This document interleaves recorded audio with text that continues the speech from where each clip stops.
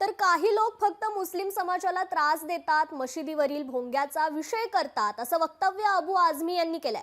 मोठ्या आवाजावरील भजनांवर कारवाई का नाही? कोर्टाचा आदेश सर्व धर्मांना लागू होतो असं देखील अबू आझमी म्हणाले। तर त्यावर यशवंत किल्लेदार म्हणालेत की शिर्डीचा भोंगा देखील काढण्यात आला होता।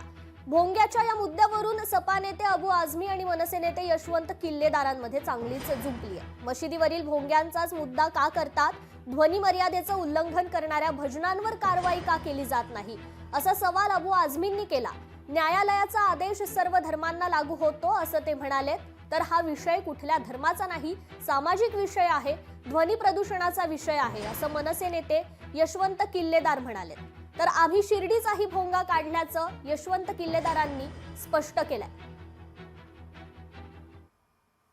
हम कभी कंप्लेन नहीं करते। मैं यूपी जाता हूं ना, पूरी पूरी रात, बहुत सारे यूपी के बैठे होंगे यहाँ पे लोग, पूरी पूरी रात कीर्तन बजता है जोर जोर से। कभी आज तक कोई कंप्लेन नहीं हुआ है। लेकिन इन मस्जिदों की अजान कितनी देर होती है? मैक्सिमम 1.5 मिनट, 1 से 1.5 मिनट।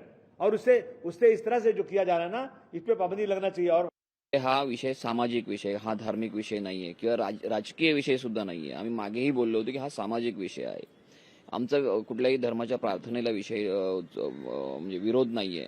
त्यावेळेला जेव्हा भोंग्याच्या विरोधात आंदोलन झालं आणि जेव्हा काही भोंगे उतरवले गेले काही ठिकाणी, तसे मंदिरावरचेही भोंगे उतरवले गेले। शिर्डी संस्थानाचाही सकाळचा जो काकड आरतीचा भोंगा असतो तोही उतरवला गेला होता।